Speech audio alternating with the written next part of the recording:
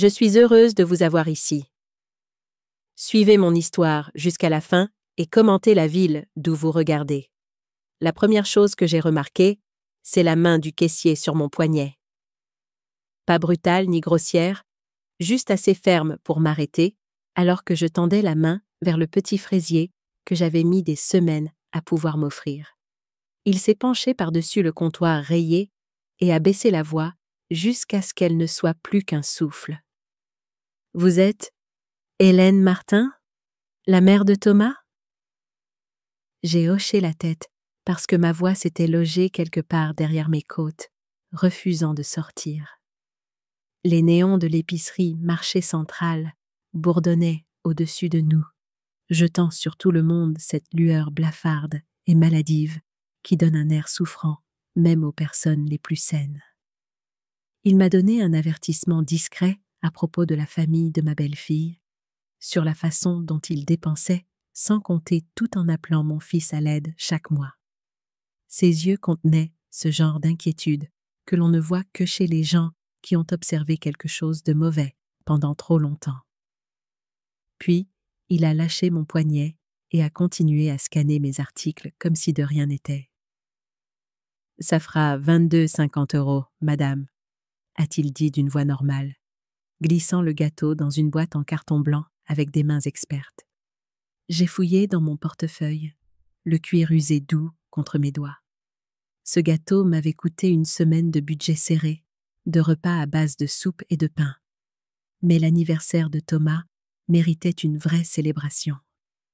C'était un petit luxe, un symbole de mon amour indéfectible, un rappel des jours plus simples où un gâteau fait maison pouvait résoudre tous les problèmes. Je lui ai tendu un billet de 50 €, essayant de garder ma main stable, de ne pas laisser transparaître le tremblement qui menaçait de la secouer.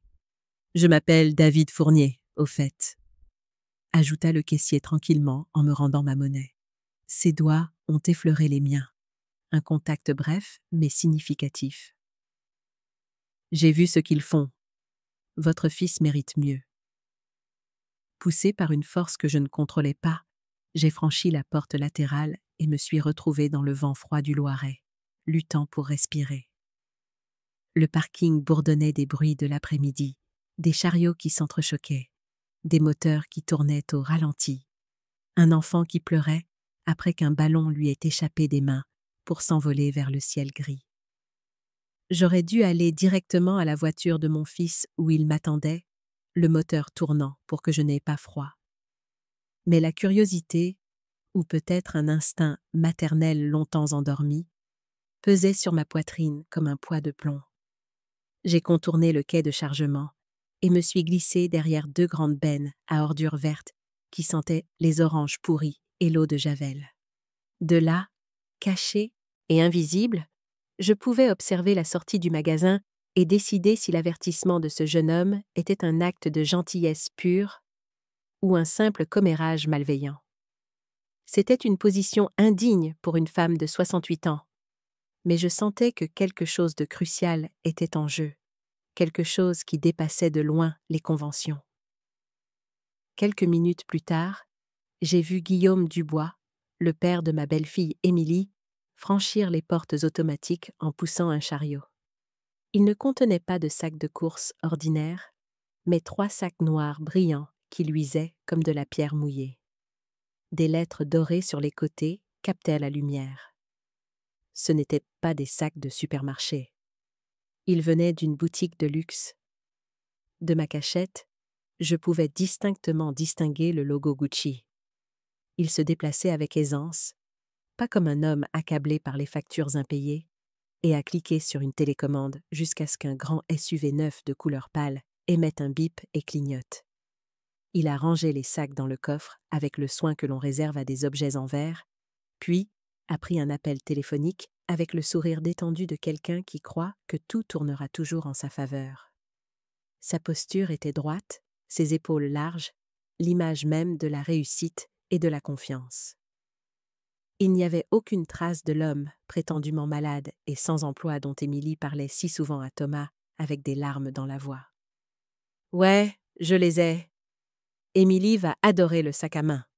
a-t-il dit, sa voix portant à travers le parking. Non, ne t'inquiète pas pour le prix. Thomas vient d'envoyer un autre virement pour les médicaments de Patricia. On est couvert. Mon estomac est tombé jusqu'à mes chaussures orthopédiques. J'ai 68 ans, je suis une infirmière à la retraite d'une petite clinique d'Orléans, et j'ai compté chaque centime toute ma vie pour m'assurer que mon garçon ait ce dont il avait besoin. L'arthrite dans mes articulations s'est réveillée avec le froid, mais je suis restée figée sur place, regardant Guillaume rire dans son téléphone. La conversation continuait, des bribes me parvenaient, parlant d'un dîner dans un restaurant étoilé, de vacances prévues en Italie, de la nécessité de refaire la terrasse de leur maison. Chaque mot était un coup de poignard dans le cœur de la mère, qui avait économisé pendant des mois pour offrir un simple gâteau à son fils. Thomas a épousé Émilie il y a 3 ans. Je m'étais dit qu'elle était simplement réservée, comme le sont certaines personnes lorsqu'elles entrent dans une nouvelle famille. Son père était toujours poli, presque obséquieux. Sa mère, Patricia, me demandait toujours des nouvelles de ma santé avec une sollicitude qui semblait presque trop parfaite. Pourtant, les demandes d'aide continuaient d'arriver à la porte de mon fils. Il y avait des histoires de loyers en retard, de médicaments non remboursés, de réparations de voitures urgentes, des petits incendies qui nécessitaient de l'argent liquide rapidement. Thomas déteste voir quelqu'un en difficulté. Moi aussi. C'est comme ça que je l'ai élevé, en travaillant des gardes doubles après la mort de son père, quand Thomas n'avait que 7 ans. Maintenant, le murmure du caissier tournait dans ma tête et refusait de se dissiper. Peut-être que ce n'était rien. Peut-être que c'était de la jalousie de ma part, une peur de perdre mon fils. Ou peut-être que je m'étais entraînée pendant des décennies à ignorer les signaux d'alarme parce que la paix me semblait plus sûre que les questions dérangeantes. Je suis restée là jusqu'à ce que mes jambes soient prises de crampes, observant et écoutant, me promettant de n'accuser personne avant d'avoir vu assez de vérité. C'était comme un pouls sous une couverture. Quelque chose battait quelque part, tout près. Il me suffisait de le trouver. Sur le trajet du retour, Thomas m'a demandé si le gâteau avait été lourd à porter. Sa prévenance habituelle, sa gentillesse innée.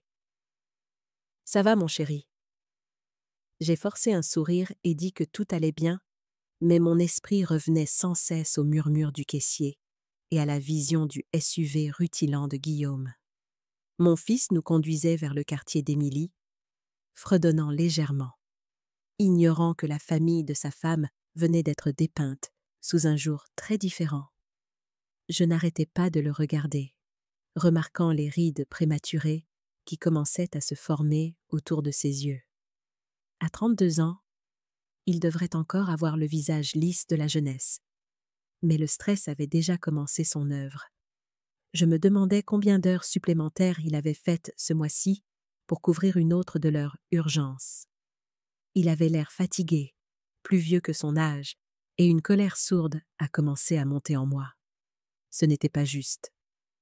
Il avait travaillé si dur pour arriver là où il était, pour construire sa vie. Et maintenant, il semblait que d'autres profitaient de sa bonté pour financer un style de vie qu'il ne pouvait lui-même s'offrir. L'injustice de la situation me donnait la nausée, et je savais, avec une certitude glaciale, que mon silence ne pouvait plus durer.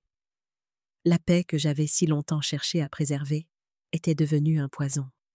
La première photographie que j'ai de Thomas le montre comme un tout petit garçon avec les yeux sombres de son père, fixant l'appareil photo avec une expression sérieuse qu'aucun enfant de 3 ans ne devrait porter. Robert venait d'être diagnostiqué d'un cancer à ce moment-là. Et même si Thomas ne pouvait pas comprendre ce qui se passait, il sentait d'une manière ou d'une autre la gravité qui pesait sur notre maison. Après la mort de Robert, nous n'étions plus que tous les deux dans un 2 pièces au mur si fin que je pouvais entendre les voisins se disputer à propos des céréales. J'ai pris des gardes supplémentaires à la clinique, porté les 3 mêmes tenues en rotation et me suis assuré que Thomas ne ressente jamais le poids de nos difficultés. Il avait de bons vêtements, participait aux activités scolaires et est allé à l'université d'Orléans grâce à une combinaison de bourses et de mes économies précieusement gardées. Je me souviens encore du jour où il a obtenu son diplôme d'ingénieur. La fierté avait fleuri dans ma poitrine comme une chose physique, me réchauffant de l'intérieur. Toutes ces années de sacrifice en valèrent la peine pour le voir dans cette toge et ce mortier, son avenir aussi brillant que des pièces de monnaie neuve. Il était mon chef-d'œuvre, le fruit de tout mon amour et de tout mon travail. Il avait réussi là où tant d'autres auraient échoué, et je savais que son père, où qu'il soit, serait immensément fier. Thomas a trouvé un bon poste dans une entreprise technologique à Orléans, a acheté une petite maison avec un jardin et semblait content. Puis, il a rencontré Émilie lors d'un événement d'entreprise. Elle était belle, de cette manière polie qui témoigne de crèmes coûteuses et de visites régulières au salon de coiffure. Son rire était comme un carillon, délicat et étudié. Quand Thomas nous a présentés, sa poignée de main était parfaite, ni trop ferme, ni trop molle. Mais ses yeux ne se réchauffaient jamais vraiment quand elle me souriait. « Votre fils est merveilleux, Madame Martin », avait-elle dit, son bras enlacé à celui de Thomas. « Il parle de vous constamment. » J'ai essayé de l'apprécier. Vraiment. Mais quelque chose chez Émilie me semblait répéter, comme si elle avait étudié pour le rôle de la petite amie aimante et l'exécutait à la perfection. Pourtant, Thomas était plus heureux que je ne l'avais jamais vu. Son visage s'illuminait de l'intérieur dès qu'elle entrait dans une pièce. Les fiançailles sont venues rapidement, trop rapidement peut-être. Mais qui étais-je pour juger? L'amour avance parfois à son propre rythme. Le mariage fut petit, mais élégant, avec des touches qui suggéraient un argent que je savais que mon fils n'avait pas. Quand j'ai posé des questions sur les coûts, Thomas a balayé mes inquiétudes. Les parents d'Émilie voulaient contribuer, a-t-il expliqué. Ils sont ravis de m'accueillir dans la famille. J'ai rencontré Guillaume et Patricia Dubois officiellement lors du dîner de répétition. Guillaume avait la poignée de main confiante d'un homme habitué à être écouté, tandis que les bijoux de Patricia cliquetaient doucement alors qu'elle me faisait la bise.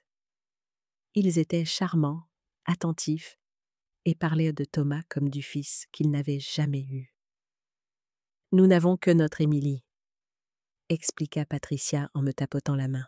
« Avoir Thomas dans nos vies est une telle bénédiction. » Ce n'est qu'après la lune de miel que la première y a demandait arriver. Émilie a appelé Thomas pendant qu'il dînait dans mon appartement, sa voix larmoyante à travers le haut-parleur. Son père avait perdu son emploi. Elle a prétendu qu'ils avaient besoin d'aide pour le paiement de l'hypothèque, juste jusqu'à ce qu'ils trouvent quelque chose de nouveau. Thomas n'a pas hésité. « Bien sûr que nous allons aider », a-t-il dit, cherchant déjà son chéquier. « La famille prend soin de la famille. » Je n'ai rien dit, bien que des questions bouillonnaient dans ma gorge. Guillaume n'avait-il pas mentionné son poste de direction quelques semaines plus tôt? Leur maison à Olivet, la banlieue chic d'Orléans, ne suggérait-elle pas une stabilité financière? Mais j'ai ravalé mes préoccupations. C'était la nouvelle famille de Thomas, et je ne voulais pas causer de problème. Les demandes ont continué, chacune enveloppée de crises et d'urgences. Patricia avait besoin de médicaments coûteux que l'assurance maladie ne couvrait pas entièrement. Leur voiture est tombée en panne. Le toit a fui pendant un orage. Chaque fois, Thomas faisait des chèques ou des virements sans poser de questions. « Il ferait la même chose pour nous », m'a-t-il assuré lorsque j'ai finalement exprimé une légère inquiétude. « C'est ce que font les familles. » J'ai remarqué les cernes qui s'assombrissaient sous ses yeux. La façon dont son téléphone semblait toujours sonner pendant nos rares dîners ensemble. Comment il vérifiait son compte en banque avec une fréquence croissante, sa bouche se crispant aux commissures. Mon fils, qui planifiait autrefois des voyages et achetait des billets de concert, calculait maintenant les coûts des produits de première nécessité. Quand j'ai suggéré que lui et Émilie viennent dîner chez moi pour économiser de l'argent, il a eu l'air embarrassé. Émilie préfère manger au restaurant, a-t-il admis. Elle dit qu'elle travaille trop dur pour passer ses soirées dans la cuisine de quelqu'un d'autre. Le commentaire m'a piqué, mais j'ai hoché la tête et changé de sujet. J'avais passé ma vie à faire passer le bonheur de Thomas en premier. Je n'allais pas m'arrêter maintenant. Puis est venue l'après-midi où Émilie m'a appelé en larmes, disant que le traitement cardiaque de Guillaume coûtait trop cher. J'avais retiré 100 € de mon enveloppe pour les courses et les avais déposés dans leur boîte aux lettres ce soir-là. Le lendemain matin, en attendant le bus, j'ai vu Guillaume passer en voiture, vêtu d'un costume impeccable et de chaussures cirées qui ne correspondaient en rien à l'image d'un homme accablé par la maladie. Je me suis dit que c'était peut-être emprunté ou un cadeau. Je ne voulais pas penser du mal de la famille. Une autre fois, Émilie est passée à mon appartement et a mentionné nonchalamment un dîner qu'elle et Thomas avaient eu dans un restaurant gastronomique du centre d'Orléans. Le genre d'endroit où une seule assiette coûte plus que toutes mes courses de la semaine. Quand j'ai demandé si c'était pour un anniversaire ou un événement professionnel, elle a haussé les épaules et a dit que des amis les avaient invités et avaient insisté pour payer. Plus tard, en faisant défiler des photos sur mon téléphone, je suis tombée sur sa publication sur les réseaux sociaux de la même soirée. Elle avait écrit « On gâte papa comme il le mérite », avec une photo de Guillaume levant un verre de vin. Mon cœur s'était serré à cette vue, mais je me suis dit que ça devait être une vieille photo. Maintenant, accroupie derrière les bennes à ordures, ressassant les mots du caissier, ces petites contradictions s'empilaient comme des briques dans un mur. Combien de fois avais-je ignoré les détails parce que je voulais l'harmonie pour le mariage de mon fils? Les nouveaux rideaux dans leur salon, la montre au poignet de Guillaume, le collier de perles qu'Émilie prétendait être faux. Chaque souvenir revenait avec des bords tranchants que je ne pouvais plus lisser. Guillaume a terminé son appel, a glissé le téléphone dans sa veste et est retourné vers le magasin comme si de rien n'était. Mais la vue de ces sacs brillants disparaissant dans le coffre de ce SUV était gravée en moi. Le caissier avait eu raison sur au moins un point. Quelque chose dans l'histoire de cette famille ne collait pas. Et si je voulais protéger Thomas, je devrais continuer à observer. Peu importe à quel point il serait douloureux de découvrir la vérité. Cette nuit-là, alors que je me préparais à aller au lit dans mon petit appartement, le téléphone a sonné. C'était Thomas, sa voix tendue par le stress. « Maman, je déteste demander, mais est-ce que tu as un peu d'argent en plus ce mois-ci? Le père d'Émilie a besoin de faire des tests que l'assurance ne couvre pas et on est un peu à court. » Ma main s'est crispée sur le combiné. Par la fenêtre, je pouvais voir la lune suspendue au-dessus d'Orléans, froide et distante. À cet instant, j'ai pris une décision. Je dois surveiller mon budget de prêt ce mois-ci, mon chéri, ai-je dit lentement. Le coût de mes médicaments a augmenté. Une pause. Oh, bien sûr, ne t'inquiète pas, je trouverai une solution. La culpabilité dans sa voix me faisait mal à la poitrine. Mais j'ai tenu bon. Si les Dubois trompaient mon fils, j'avais besoin de preuves, pas de soupçons. Et cela signifiait observer plus attentivement, rassembler des preuves avant de briser le cœur de mon fils. En raccrochant, j'ai remarqué que mes mains tremblaient. Pour la première fois de sa vie, j'avais refusé d'aider mon fils. C'était comme une trahison, même si mes intentions étaient de le protéger. J'ai ouvert le tiroir de ma table de chevet et j'en ai sorti un petit carnet. Sur la première page, j'ai écrit la date et ce que j'avais vu aujourd'hui. Ce serait mon registre, ma preuve. Personne ne pourrait ignorer les inquiétudes d'une vieille femme si elle avait des documents. Le sommeil est venu tard cette nuit-là, interrompu par des rêves de Thomas petit garçon, demandant une aide que je ne pouvais pas fournir. Le samedi suivant, j'ai dit à Thomas que je voulais visiter le marché des producteurs de la rue de la République. Il a proposé de me conduire, mais j'ai insisté pour prendre le bus. Ce que je voulais vraiment, c'était de l'espace pour suivre mon propre plan.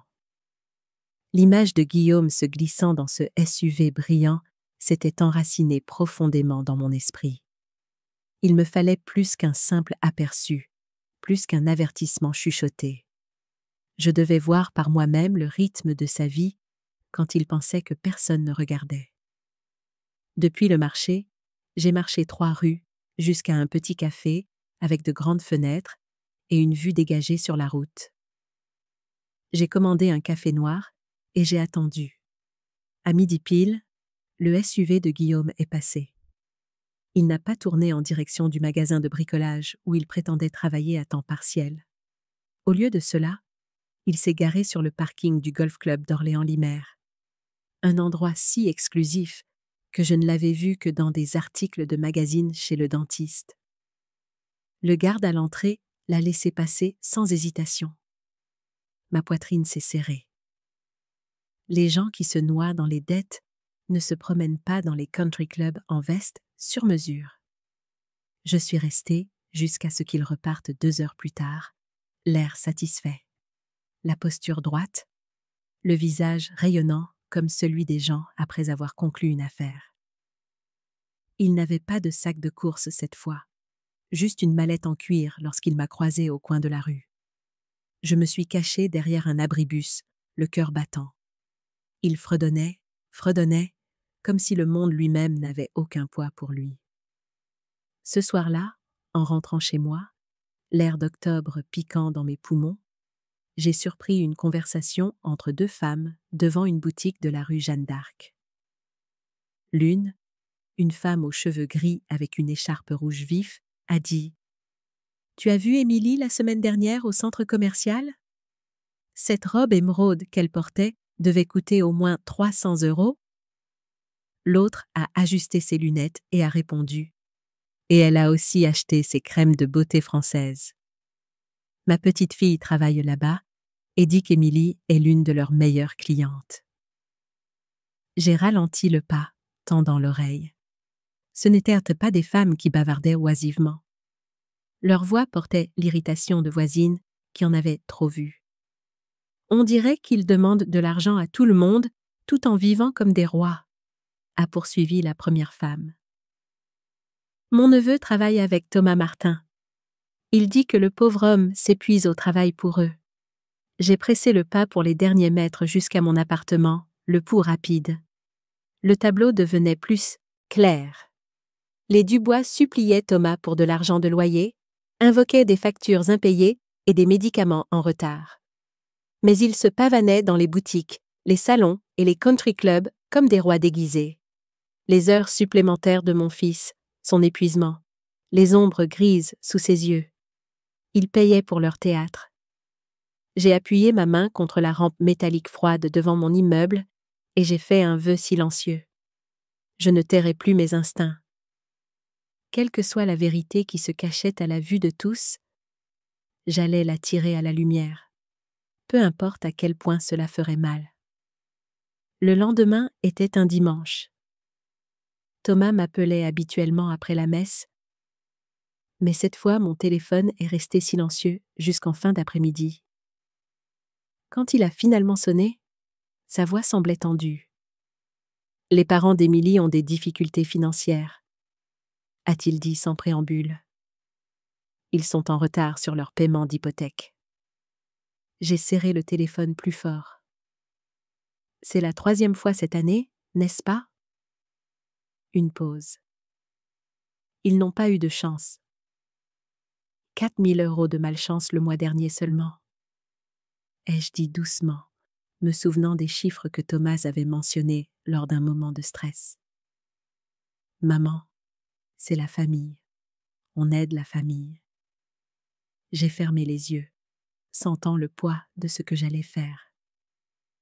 Thomas, as-tu vérifié l'une de ces urgences ? Appelé la société de crédit immobilier? Vu les factures médicales? Son souffle s'est coupé. Qu'est-ce que tu suggères? Je suggère que tu te protèges. Assure-toi que l'argent va là où ils disent qu'il va. Émilie ne me mentirait jamais, a-t-il dit, la voix se durcissant. Et ses parents non plus. J'avais poussé trop loin, trop tôt, sans preuve. Mon inquiétude sonnait comme la paranoïa d'une belle-mère jalouse. J'espère que tu as raison, ai-je dit finalement. Je m'inquiète juste de te voir travailler si dur. Je dois y aller, a-t-il répondu, la distance dans sa voix comme une douleur physique. Émilie m'attend. Après qu'il ait raccroché, je suis restée assise à regarder le téléphone, me demandant si je venais d'endommager ma relation avec mon unique enfant. Mais l'image de Guillaume riant en chargeant ses sacs de course, mentionnant l'argent de Thomas si nonchalamment, ne voulait pas me quitter. 2 jours plus tard, j'ai rendu visite à David Fournier à nouveau, à l'épicerie Marché Central.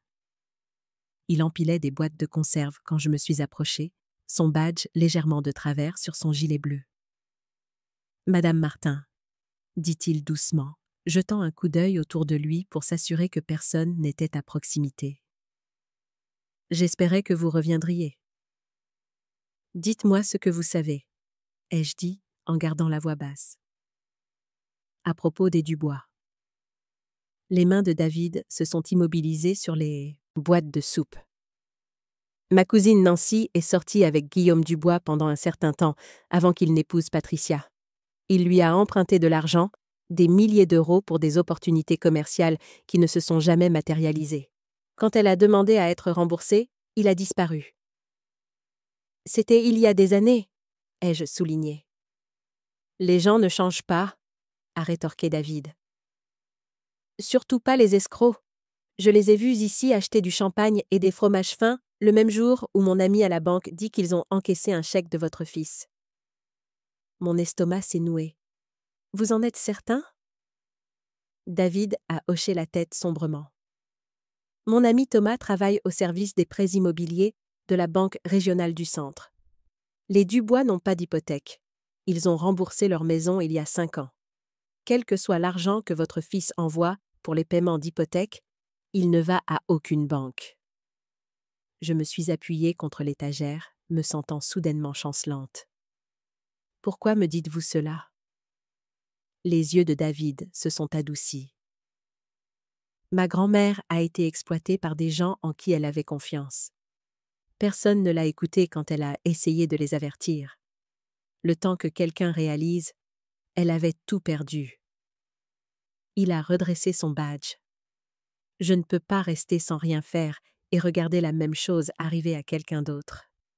Je l'ai remercié, j'ai acheté quelques articles dont je n'avais pas besoin pour justifier ma présence, et je suis partie l'esprit en ébullition. Pas de paiement d'hypothèque, pas de difficultés financières, juste des mensonges, soigneusement construits pour extorquer de l'argent à mon fils confiant. Cette nuit-là, je n'ai pas pu dormir. J'ai fait les 100 pas dans mon petit appartement, le carnet dans ma main devenant plus lourd à chaque entrée. Les informations de David, la visite au country club, les sacs de course, la conversation surprise, tout indiquait une tromperie systématique. Mon téléphone a sonné juste après 23 heures. La voix de Thomas était tendue par la panique. « Maman, je suis désolée d'appeler si tard. Le père d'Émilie est à l'hôpital. Il pense que c'est peut-être son cœur.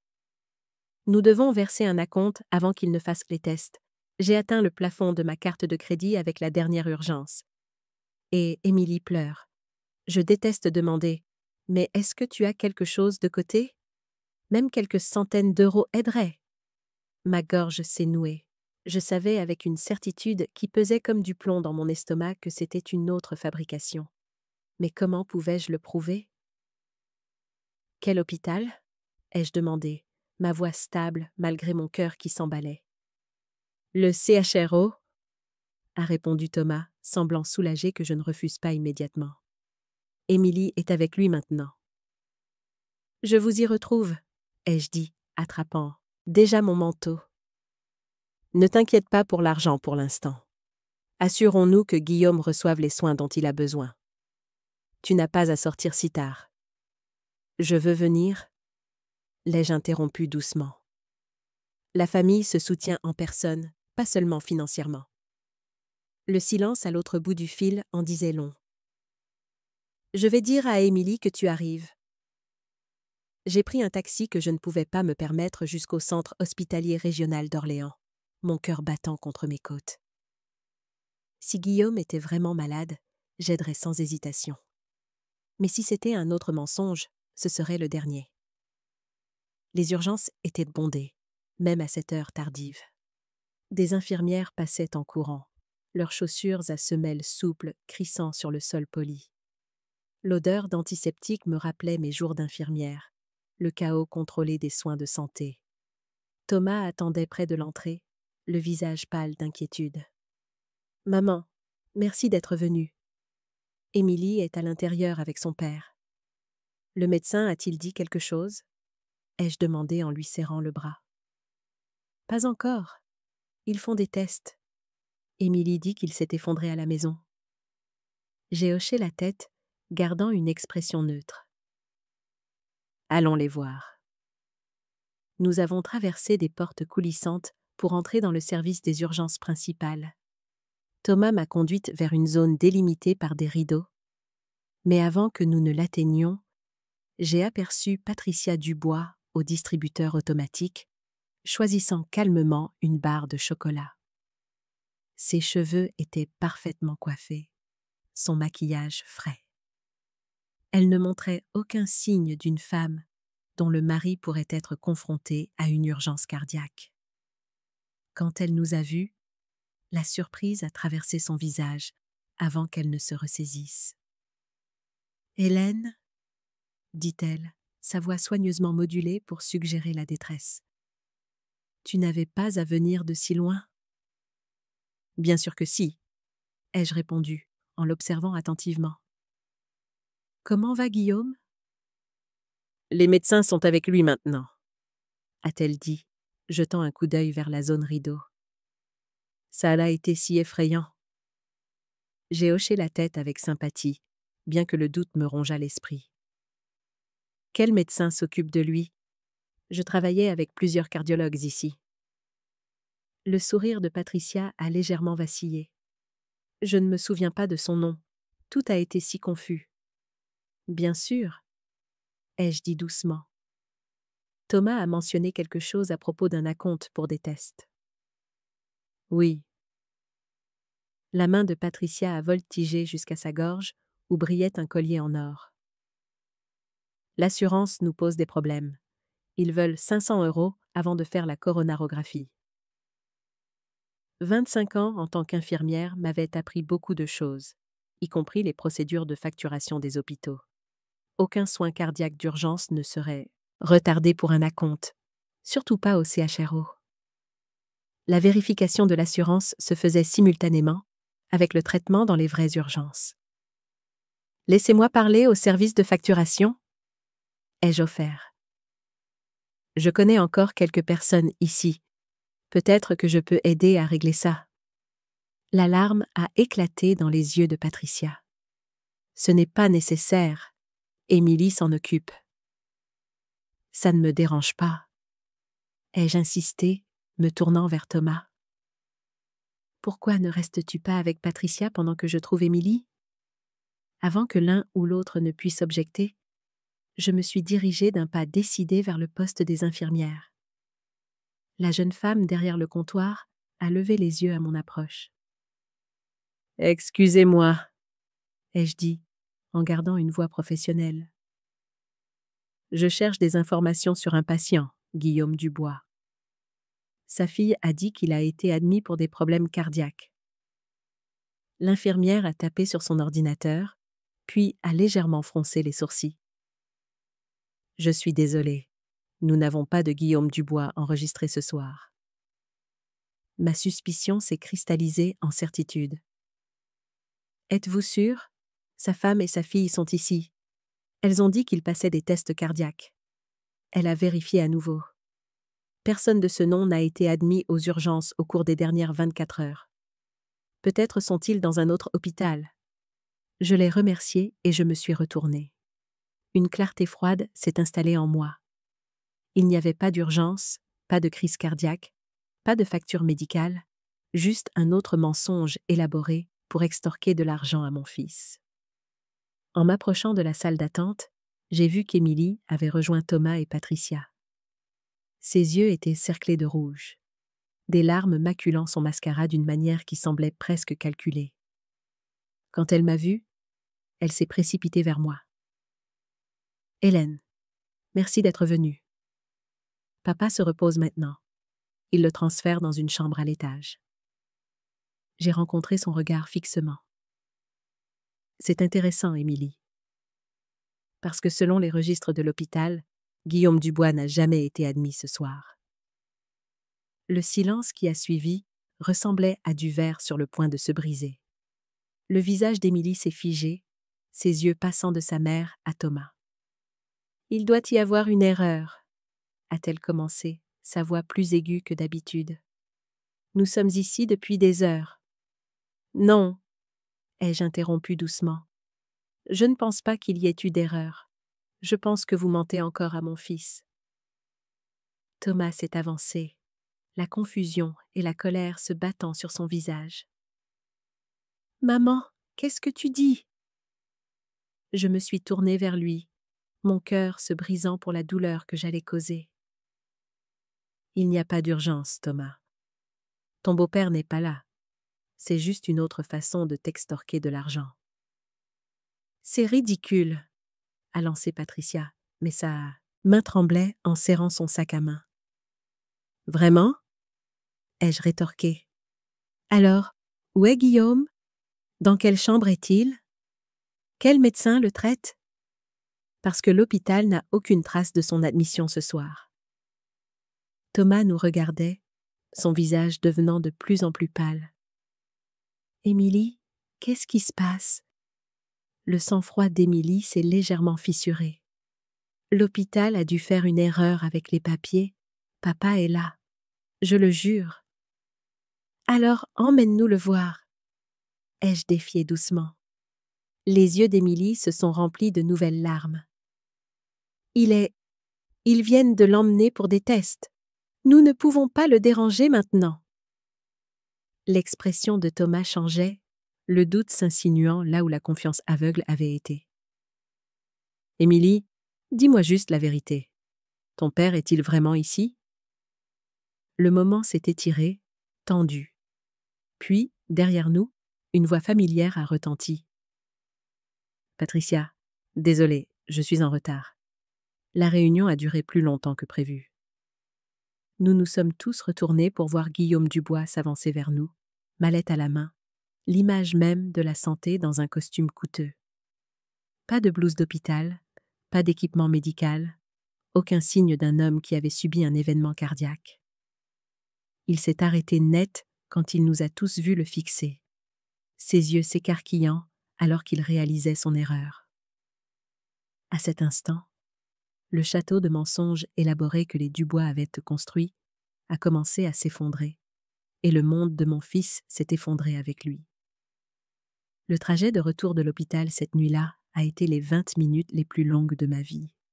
Thomas agrippait le volant si fort que ses jointures blanchissaient, sa mâchoire serrée contre les mots qui menaçaient de déborder.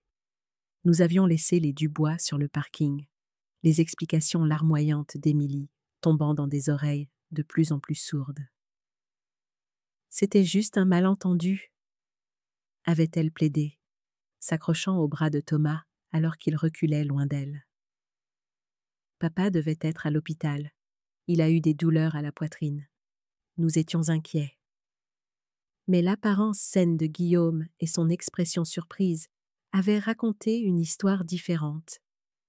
Quand Thomas a demandé doucement s'ils avaient prévu d'utiliser l'argent de la compte de l'hôpital pour autre chose, le démenti bredouillant d'Émilie n'a fait que confirmer nos soupçons. Maintenant, alors que les lampadaires balayaient son visage en motifs rythmiques, Je pouvais voir le monde de mon fils se réaligner autour de cette nouvelle réalité.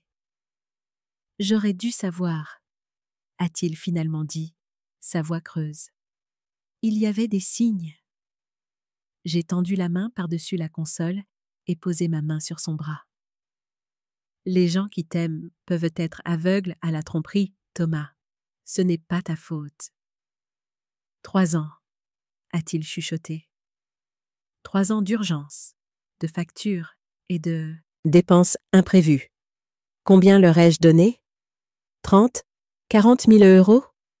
J'ai arrêté de compter parce que je pensais aider la famille. La douleur dans sa voix était insupportable. Je l'avais protégé de tant de choses quand il était enfant. Des brutes, des déceptions, des dures réalités de notre situation financière. Mais je ne pouvais pas le protéger de cette trahison par la femme qu'il avait choisie pour partager sa vie. « Qu'est-ce que je fais maintenant ?» a-t-il demandé alors que nous nous arrêtions devant mon immeuble. « Tu vas dormir un peu » ai-je dit fermement. « Et demain, nous commencerons à rassembler des preuves. S'ils ont systématiquement profité de toi, nous devons comprendre l'image complète avant que tu ne les confrontes. » Il a hoché la tête lentement, l'ingénieur analytique en lui répondant à l'approche logique. « Tu as raison. J'ai besoin de données, pas seulement de soupçons. »« Tu seras bien ce soir? Tu peux rester ici si tu veux, » ai-je proposé en désignant mon petit appartement. Thomas a secoué la tête. J'ai dit à Émilie que j'avais besoin d'espace pour réfléchir. Je vais rester chez Marc quelques jours. Marc était son colocataire de l'université, toujours son meilleur ami. « Appelle-moi demain, » ai-je dit en lui serrant la main avant de sortir de la voiture. Je l'ai regardé s'éloigner, le cœur lourd de cette douleur spéciale d'une mère. Savoir que son enfant souffre et être incapable de le guérir. Le lendemain matin, j'ai appelé Sophie Lambert, une directrice de banque à la retraite qui vivait dans mon immeuble.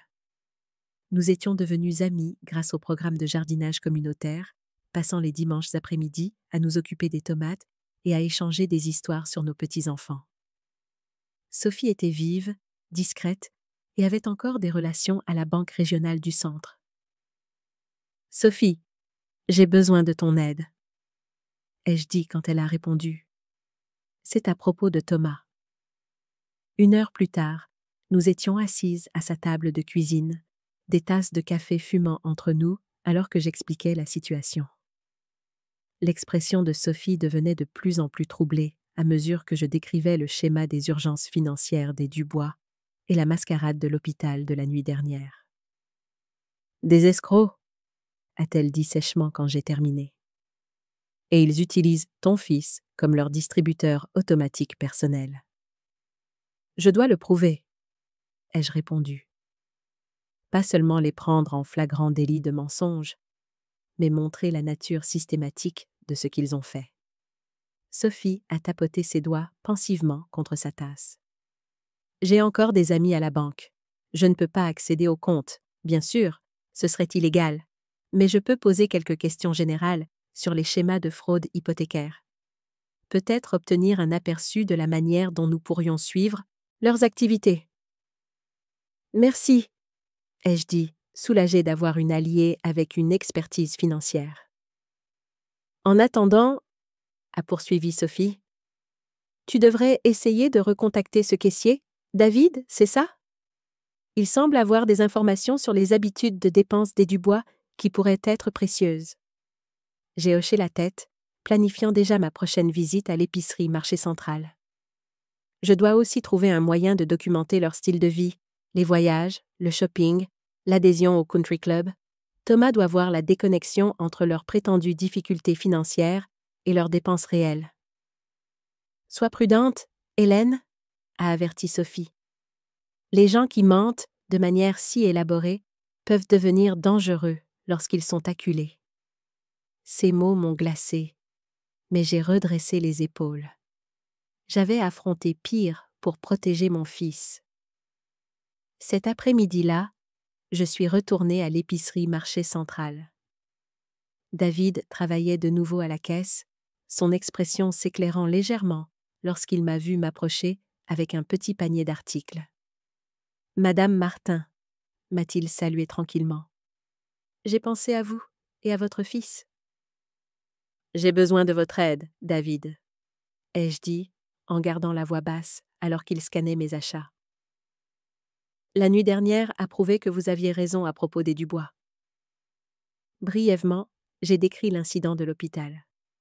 Le visage de David s'est assombri en écoutant. « Je ne suis pas surpris, » a-t-il dit, en mettant mes courses dans un sac. « Mon service se termine dans 20 minutes. Pouvez-vous attendre ? Il y a d'autres choses que je pense que vous devriez savoir. » J'ai hoché la tête et j'ai payé mes articles. Puis j'ai parcouru le magasin jusqu'à ce que je voie David sortir de l'arrière-salle en vêtements de ville. Il m'a fait signe de le rejoindre dans le petit café attenant à l'épicerie, et je l'ai suivi jusqu'à une table dans un coin, loin des autres clients. Ma cousine Nancy n'a pas été la seule victime de Guillaume, a commencé David sans préambule, sa voix tendue par une colère contenue. Après qu'elle m'ait parlé de lui, j'ai commencé à poser des questions. Il a un schéma, le charme, les demandes d'aide temporaire, les urgences que seul l'argent peut résoudre. Il l'a fait à au moins 3 autres personnes que je connais. Quelqu'un l'a-t-il signalé à la police ? Ai-je demandé. David a secoué la tête. Les montants étaient toujours juste assez petits pour que cela ne vaille pas la peine de poursuivre en justice. Et il fait attention à ce que tout semble être des prêts entre amis ou en famille. Pas une fraude explicite. Mais avec Thomas, cela dure depuis des années, ai-je dit. Le montant total doit être substantiel. C'est différent, a convenu David. Surtout si vous pouvez prouver un schéma de tromperie délibéré. J'ai besoin de preuves, ai-je souligné. Pas seulement ma parole contre la leur. David a hésité, puis a sorti son téléphone. J'ai suivi leurs achats ici. Date, montant, type d'article, principalement des produits de luxe, des vins chers, tout cela pendant qu'ils étaient censés avoir du mal à payer leurs factures. Il m'a montré une feuille de calcul avec des transactions méticuleusement documentées. « Pourquoi feriez-vous cela ?» ai-je demandé, surprise par sa minutie. Son expression s'est durcie. Ma grand-mère a perdu sa maison et ses économies à cause de gens comme les Dubois. Le temps que quelqu'un la croie, il était trop tard. Il a fait une pause. Je peux aussi vous obtenir des copies de leurs reçus de notre système. Ce n'est pas strictement réglementaire, mais ça aiderait à établir le schéma. Ai-je terminé pour lui? David a hoché la tête. Donnez-moi votre numéro. Je vous enverrai un texto quand j'aurai tout compilé. Alors que j'écrivais mon numéro sur une serviette en papier, David a ajouté « Il y a autre chose. Thomas, mon ami à la banque, a mentionné que les Dubois ont récemment demandé un prêt sur valeur domiciliaire. S'ils ont remboursé leur hypothèque, comme il le prétend, ils essaient d'extraire de l'argent de leur maison. Cela pourrait valoir la peine d'enquêter. » L'information s'est posée comme une pierre dans mon estomac. Planifiait-il quelque chose de plus grand? Se préparait-il à quitter la ville avec un dernier paiement substantiel? J'ai remercié David et je suis partie avec un sentiment d'urgence renouvelé. Dans le bus pour rentrer, j'ai appelé Thomas. « J'ai fait des recherches, » a-t-il dit avant que je puisse partager mes découvertes. « En examinant nos relevés bancaires. Maman, je leur ai donné plus de 45 000 € au cours des 2 dernières années seulement. » Le montant m'a fait suffoquer. Pourquoi exactement? Aide à l'hypothèque, factures médicales, réparation de voitures, impôts fonciers. Sa voix était plate, sans émotion. Je crée une feuille de calcul de chaque virement et chèque en les faisant correspondre aux prétendues urgences. Mon fils pratique et méthodique canalisait sa douleur dans l'organisation. C'était ainsi qu'il avait toujours géré les problèmes. Les décomposer, analyser les composants, trouver une solution. C'est bien, l'ai-je encouragé. Je rassemble aussi des preuves. Nous devons comprendre toute l'étendue de ce qu'ils ont fait. Émilie n'arrête pas d'appeler, a-t-il dit, sa voix se brisant enfin. Elle dit que tout est un malentendu, que ses parents exagèrent parfois leurs besoins, mais qu'ils ont vraiment besoin d'aide. Qu'est-ce que tu en penses? Ai-je demandé prudemment. Une longue pause. Je pense que j'ai été un idiot, a-t-il finalement répondu. Mais je dois être sûre. J'ai besoin de tout voir clairement avant de décider quoi faire ensuite. Nous y arriverons, ai-je promis. Ensemble. Au cours des 3 jours suivants, Thomas et moi avons opéré comme des détectives, recueillant des informations de diverses sources. Sophie nous a mis en contact avec un spécialiste des prêts immobiliers qui a confirmé, sans accéder à des détails de compte spécifiques, que l'adresse des Dubois n'avait aucune hypothèque active enregistrée dans la base de données des propriétés du comté. Leur maison avait été entièrement remboursée près de 5 ans auparavant, bien avant qu'ils ne commencent à demander de l'aide à Thomas pour l'hypothèque. David m'a envoyé des copies de reçus d'épicerie montrant des achats de champagne et de produits gastronomiques datés des mêmes jours où Émilie avait appelé Thomas en larmes à propos de factures de services publics en retard. Le schéma était indéniable, mais la preuve la plus accablante est venue de Barbara Leclerc, une voisine des Dubois, que Sophie connaissait par son groupe d'église. Quand je l'ai appelée, en me présentant comme la mère de Thomas, elle est immédiatement devenue sur ses gardes. « Je ne veux pas m'impliquer dans les affaires de famille », a-t-elle dit avec hésitation. « Je comprends, l'ai-je assuré. Mais mon fils a envoyé de l'argent aux Dubois pour de prétendues urgences financières. S'ils déforment leur situation, ils méritent de le savoir. » Barbara est restée silencieuse un moment. Puis, Guillaume et Patricia vivent à Olivet depuis 8 ans. Pendant ce temps, je n'ai jamais vu aucun signe de difficulté financière. Bien au contraire. « Que voulez-vous dire ?» ai-je demandé. Ils ont rénové leur cuisine l'année dernière, du haut de gamme partout. Ils prennent 2 ou 3 vacances par an. Des croisières dans les Caraïbes, des circuits en Europe. Guillaume joue au golf club d'Orléans-Limoers chaque semaine et Patricia montre toujours de nouveaux bijoux lors des réunions de quartier. Chaque détail était un autre clou dans le cercueil de la tromperie des Dubois. « Et le mois dernier, » a poursuivi Barbara, s'échauffant sur le sujet, ils ont organisé une fête de fiançailles pour la cousine d'Émilie. Traiteur, orchestre, bar ouvert avec des alcools de qualité supérieure. Ça a dû coûter des milliers d'euros.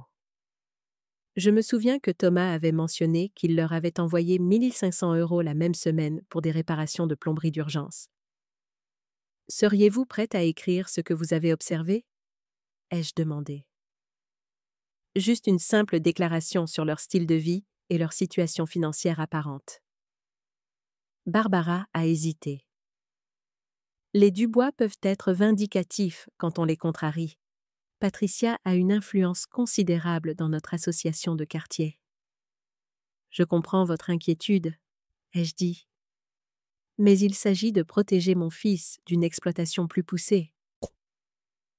Il y a eu une longue pause avant que Barbara ne soupire.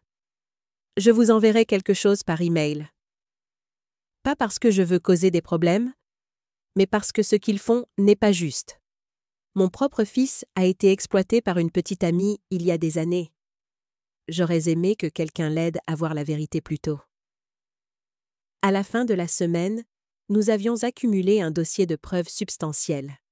Des virements bancaires avec des dates correspondant à des achats de luxe, des registres de propriété réfutant les affirmations d'hypothèque, des témoignages sur les habitudes de dépenses des Dubois, et même des photographies des propres réseaux sociaux d'Émilie montrant des repas dans des restaurants chers et de nouveaux articles de créateurs pendant les périodes où Thomas faisait des heures supplémentaires pour couvrir leurs urgences.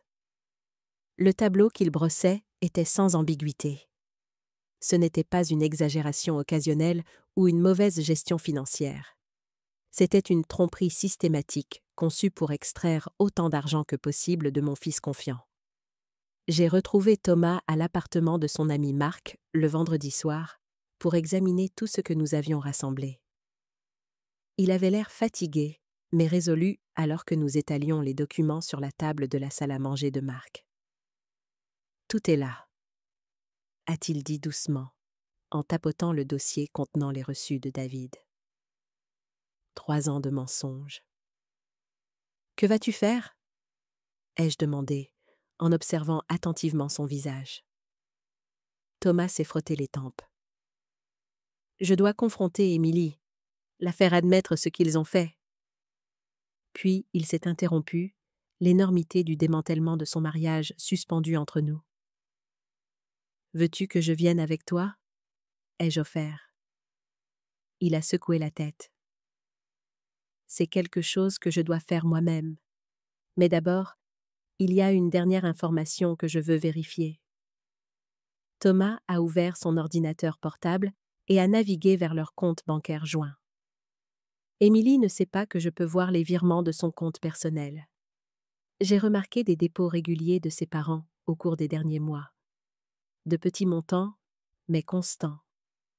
Il a affiché l'historique des transactions, montrant un schéma de dépôt de 200 à 300 € de Guillaume Dubois sur le compte personnel d'Émilie, généralement quelques jours après que Thomas ait envoyé de l'argent pour leurs diverses urgences. Ils lui ont donné des commissions, a-t-il dit, sa voix se durcissant. Un pourcentage de ce qu'ils obtenaient de moi. La trahison était encore plus profonde que je ne l'avais imaginé. Pas seulement des mensonges opportunistes sur des urgences familiales, mais un stratagème coordonné et continu avec Émilie comme participante active. « Je suis tellement désolée, Thomas » ai-je dit en tendant la main vers la sienne. Il a serré mes doigts, puis a redressé les épaules. « Je rencontre Émilie demain. Elle pense que nous allons parler de réconciliation. Au lieu de cela, je vais lui montrer tout ça et exiger la vérité. » En quittant l'appartement de Marc cette nuit-là, l'inquiétude me rongeait l'estomac. Les Dubois avaient construit un système de tromperie élaboré. Les gens comme ça abandonnent rarement leur avantage sans se battre.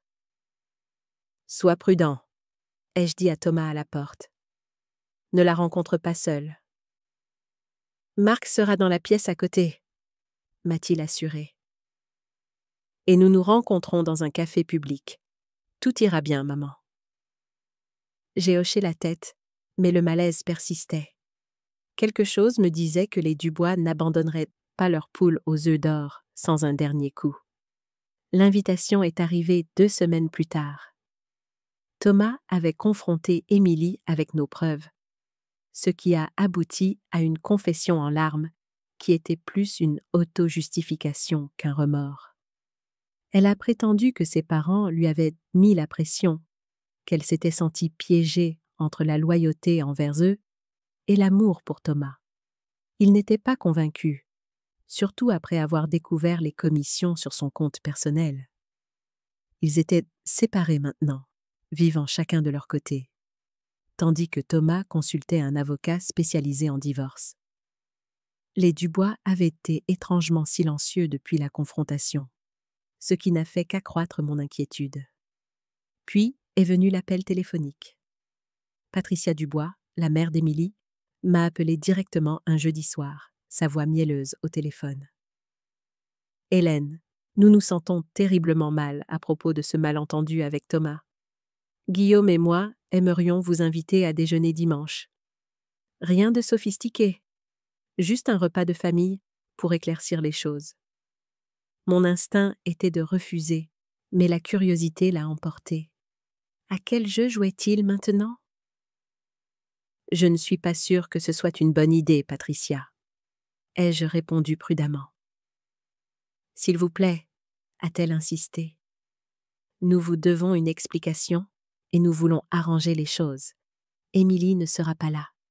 C'est juste nous et vous, une occasion de conversation honnête. » Après avoir consulté Thomas, qui m'a averti d'être prudente mais a convenu que cela pourrait apporter une forme de conclusion, j'ai accepté l'invitation. Le dimanche, j'ai pris un taxi pour quitter Orléans et me rendre dans le quartier des Dubois à Olivet. Les pelouses étaient impeccables, les feuilles ratissées en tas parfait, les porches balayés, à peine le décor pour des gens qui avaient du mal à payer leurs factures. La maison des Dubois était une grande maison coloniale avec des colonnes blanches, immaculées, et des volets vert foncé. Alors que le taxi s'éloignait, je suis restée un moment, observant les signes évidents de prospérité. Le jardin paysager, l'allée en pierre, les voitures chères dans l'allée. Patricia m'a accueillie à la porte dans un chemisier en soie de la couleur des feuilles d'automne. Elle m'a serrée chaleureusement dans ses bras et une légère trace de parfum coûteux s'est accrochée à mon manteau. J'avais vu ce flacon une fois dans une vitrine. Son prix représentait près de la moitié de mon budget de course pour un mois. « Hélène, merci d'être venue », a-t-elle dit, me faisant entrer. « Guillaume est dans le bureau en train de terminer un appel. Il nous rejoindra sous peu. » À l'intérieur, la maison brillait comme si elle avait été mise en scène pour un magazine. Les murs du salon avaient une peinture fraîche. Les sols brillaient, et un tout nouveau canapé en cuir trônait là où un ancien en tissu se trouvait lors de ma dernière visite. Des vases en cristal parsemaient les tables, remplies de roses qui semblaient trop parfaites pour être achetées en magasin. Une immense télévision à écran plat dominait un mur, du genre que je n'avais vu que dans les salles d'exposition d'appareils électroménagers. J'ai forcé mes lèvres à former un sourire poli. Mais à l'intérieur, chaque détail criait la contradiction. Ce n'était pas la maison d'une famille en difficulté financière. « Puis-je vous offrir quelque chose à boire ?» a proposé Patricia, me conduisant vers la cuisine. « Café, vin ?»« Un café serait charmant, » ai-je répondu, saisissant l'occasion d'observer davantage la maison. La cuisine avait été rénovée depuis ma dernière visite, arborant maintenant des appareils électroménagers en acier inoxydable brillant et des plans de travail en granit. Une machine à expresso professionnelle, qui devait coûter des milliers d'euros, trônait sur le comptoir à côté d'une cave à vin. « Vous avez fait quelques changements ?» ai-je commenté, en désignant l'espace. Le sourire de Patricia a vacillé un instant. « Juste quelques mises à jour, rien de majeur. » Alors qu'elle préparait le café avec des mouvements experts, j'ai remarqué que son bracelet en diamant captait la lumière. Pas des bijoux fantaisie, mais du vrai, au moins 2 carats de pierre. Guillaume est entré dans la cuisine juste au moment où Patricia posait les tasses sur la table. Il portait un pull en cachemire et un pantalon pressé, ressemblant plus à un cadre à la retraite qu'à quelqu'un qui luttait pour payer des factures médicales. « Hélène » m'a-t-il salué avec une poignée de main ferme. « Merci d'être venue. Je sais que les choses ont été difficiles ces derniers temps. » J'ai hoché la tête, gardant mon expression neutre. Cela semblait important pour vous deux. Nous nous sommes installés à la table de la salle à manger où Patricia avait disposé un plateau de charcuterie avec des fromages importés et des viandes séchées. Guillaume a versé du vin d'une bouteille sombre avec une étiquette dorée. Je l'ai reconnu instantanément. La semaine dernière, j'avais vu la même bouteille dans un magasin spécialisé, 80 € au moins. « Un cadeau d'un ami », a dit Guillaume quand il a remarqué que j'examinais l'étiquette. Son sourire était lisse, étudié. Patricia a apporté des plats de gigot d'agneau, de riz safrané et de fromage importé, le tout disposé comme un festin d'un autre monde. « Nous avons trouvé des réductions incroyables », a-t-elle expliqué quand j'ai haussé un sourcil. « Des réductions, encore, toujours des réductions. » Alors que le repas s'éternisait, j'ai gardé les mains croisées sur mes genoux, étudiant chaque détail. Les boucles d'oreilles de Patricia captaient la lumière. Des perles, pas des fausses comme Émilie l'avait autrefois prétendu à Thomas. Ses ongles étaient manucurés dans un style qui coûtait plus cher que mes médicaments de la semaine. La conversation tournait légèrement autour de Thomas, de son travail et du malentendu qui avait conduit à sa séparation d'avec Émilie. Chaque fois qu'il mentionnait l'argent que Thomas avait envoyé, Guillaume et Patricia échangeaient un regard si rapide que la plupart l'auraient manqué. « Mais j'ai vu. Je vois toujours. »« Hélène, » a finalement dit Guillaume en posant sa fourchette. « Je veux être honnête avec vous sur notre situation. » J'ai attendu, curieuse d'entendre quelle explication ils avaient préparée. « Nous avons un peu exagéré certaines de nos difficultés financières, » a-t-il admis, son ton suggérant qu'il s'agissait d'une transgression mineure. « Mais nous avions vraiment besoin d'aide de temps en temps. Nous avons eu des frais médicaux, des réparations à la maison. La vie est chère de nos jours. » « Si chère que vous aviez besoin de 45 000 € de mon fils, tout en rénovant votre cuisine et en partant en croisière dans les Caraïbes ?» ai-je demandé doucement. Le sourire de Guillaume s'est crispé. « Nos finances sont complexes, des investissements, des actifs qui ne peuvent pas être facilement liquidés. Parfois, le flux de trésorerie est un problème même si globalement nous sommes stables. » « Et les paiements d'hypothèque que Thomas a envoyés pour une maison qui est entièrement payée ?» ai-je insisté. Patricia est intervenue en douceur. « Nous avons renégocié notre prêt récemment. Les papiers n'ont probablement pas encore été mis à jour dans les registres publics. » Mensonge après mensonge. Même maintenant, il ne pouvait pas s'en empêcher. « Et l'implication d'Émilie ?» ai-je demandé. « Les commissions sur son compte personnel ?» Le sang-froid de Guillaume s'est finalement un peu fissuré. « Je ne sais pas ce que vous pensez avoir découvert, Hélène, mais vous interprétez mal un soutien financier familial normal. Nous donnons parfois de l'argent à Émilie, oui. Quels parents n'aident pas leurs enfants ? » J'ai décidé d'essayer une approche différente. « Pourquoi m'avez-vous invité ici aujourd'hui, Guillaume ? Sûrement pas juste pour me servir un excellent vin et nier ce que nous savons tous les deux être vrai. » Guillaume et Patricia ont échangé un autre regard. Puis, Guillaume s'est penché en avant, son attitude passant à quelque chose de plus professionnel. « Nous voulons mettre cette histoire désagréable derrière nous, » a-t-il dit. « Émilie aime Thomas. Ils peuvent surmonter ce malentendu. »« Malentendu » ai-je répété. « C'est comme ça que vous appelez une tromperie systématique ? » « Nous appelons ça une famille qui s'entraide, » a dit Patricia sèchement. Peut-être pas toujours de la manière la plus transparente, mais avec de bonnes intentions. J'ai failli rire de l'audace. Les bonnes intentions n'impliquent généralement pas de mentir sur des urgences médicales ou des paiements d'hypothèque. L'expression de Guillaume s'est durcie. « Que voulez-vous exactement, Hélène ? De l'argent en retour ? Des excuses ? Que faudra-t-il pour que vous encouragiez Thomas à reconsidérer ce divorce ? » Et voilà, le véritable but de ce déjeuner. Ils ne cherchaient pas la réconciliation ou n'offraient pas d'explication. Ils essayaient de protéger leur source de revenus. Thomas prend ses propres décisions, ai-je dit calmement. Il l'a toujours fait. Mais il vous écoute, a insisté Patricia. Vous avez de l'influence.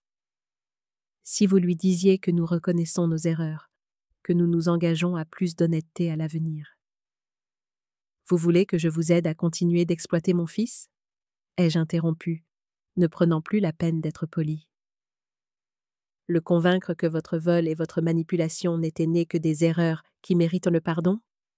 Les yeux de Guillaume se sont rétrécis. Faites attention aux accusations comme « vol, Hélène ». C'est une affirmation juridique sérieuse sans preuve. Nous avons des preuves, ai-je répondu calmement. Des relevés bancaires, des reçus, des témoignages, assez pour établir un schéma clair de tromperie délibérée. Un silence tendu s'est abattu sur la table. La main de Patricia tremblait légèrement alors qu'elle attrapait son verre de vin. « Et si nous faisions une restitution ?» a finalement demandé Guillaume, son ton calculateur. « Un plan de paiement pour rembourser ce que Thomas nous a envoyé. Cela vous satisferait-il ?» Je me suis levée lentement, plaçant ma serviette à côté de mon assiette à peine touchée. Il n'a jamais été question d'argent, Guillaume. Il s'agit de la trahison de la confiance de mon fils, d'environ 3 ans de mensonges de la part de personnes qui prétendent l'aimer. Aucun plan de paiement n'efface cela. Alors que je me dirigeais pour partir, l'attitude de Guillaume a de nouveau changé. Un éclair de colère a percé sa façade contrôlée. « Vous faites une erreur, Hélène. Nous pouvons rendre les choses très difficiles pour Thomas si cela continue. » La menace flottait dans l'air entre nous. Je me suis arrêtée à l'entrée de la salle à manger et je me suis retournée vers eux. « Menacez-vous mon fils ?» ai-je demandé doucement. Guillaume a souri finement. « Je souligne simplement qu'un divorce peut être compliqué. Les accusations peuvent aller dans les deux sens. Émilie a sa propre version des événements qui pourrait ne pas présenter Thomas sous le jour le plus flatteur. » Mon sang s'est glacé à cette implication. Il prévoyait de salir la réputation de Thomas s'il poursuivait le divorce. « Vous lui avez déjà assez pris, » ai-je dit, ma voix stable malgré ma colère. « Si vous essayez de lui prendre sa réputation aussi, vous découvrirez que je ne suis pas aussi facile à manipuler que vous le pensiez. » Patricia s'est levée, abandonnant le prétexte de l'hospitalité. « C'est entre Émilie et Thomas. Vous devriez rester en dehors de ça. Vous en avez fait mon affaire quand vous avez commencé à mentir pour extorquer de l'argent à mon fils, » ai-je répondu. « Et contrairement à Thomas, je n'ai jamais été aveuglée par l'affection pour aucun de vous. Je vois exactement qui vous êtes. » Guillaume s'est également levé, sa taille destinée à intimider alors qu'il se rapprochait. « Et que pensez-vous pouvoir faire à ce sujet, Hélène ? Vous êtes une infirmière à la retraite vivant de sa pension. Nous avons des ressources, des relations. » J'ai soutenu son regard sans broncher. J'ai élevé mon fils seul après la mort de son père quand il avait 7 ans. J'ai fait des gardes doubles tout en obtenant mon diplôme d'infirmière. J'ai affronté pire qu'une famille d'escrocs qui s'en prennent aux gens gentils. Pendant un instant, l'incertitude a vacillé dans les yeux de Guillaume. Puis son expression s'est de nouveau durcie. « Sortez !» a-t-il dit froidement. « Et dites à Thomas de faire en sorte que son avocat contacte le nôtre. Nous ne discuterons plus de cela directement avec l'un ou l'autre de vous. J'ai quitté leur belle maison avec sa pelouse parfaite et ses fenêtres brillantes, plus convaincu que jamais que les Dubois n'étaient pas seulement des opportunistes. Ils étaient des prédateurs calculateurs qui avaient choisi Thomas précisément en raison de sa nature généreuse et de sa stabilité financière. À mi-chemin de leur rue, j'ai remarqué que mes mains tremblaient, non pas de peur, mais d'une colère profonde et bouillonnante que je me permettais rarement de ressentir. Ils avaient à profiter de la gentillesse de mon fils, vider ses économies et prévoyaient maintenant d'attaquer sa réputation s'il cherchait justice. En attendant mon taxi au coin de la rue, une voisine qui arrosait des plantes dans son jardin a attiré mon attention. Elle me semblait familière, une femme de mon âge, avec des cheveux striés d'argent tirés en une queue de cheval pratique. Avec un sursaut, j'ai réalisé que c'était l'une des femmes que j'avais entendues devant la boutique des semaines auparavant, discutant des habitudes de shopping d'Émilie.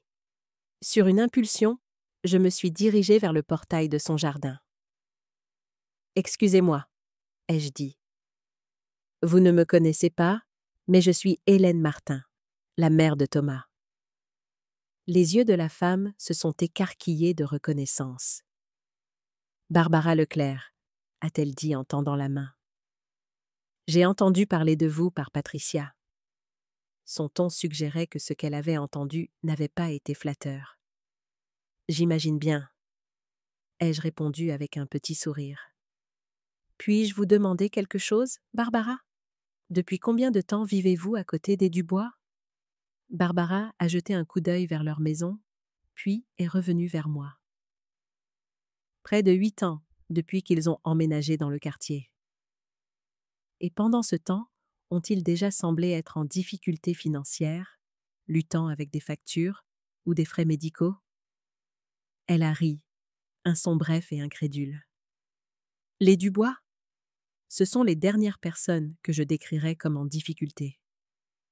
Guillaume se vante de son portefeuille d'investissement à chaque barbecue de quartier.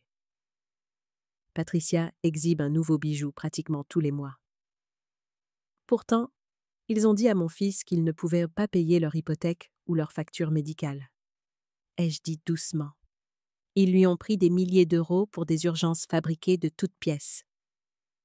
L'expression de Barbara est passée de la surprise à la compréhension. Cela explique beaucoup de choses, a-t-elle murmuré. J'ai entendu des choses, des conversations sur leur terrasse à propos d'un autre virement de Thomas, suivi de rires.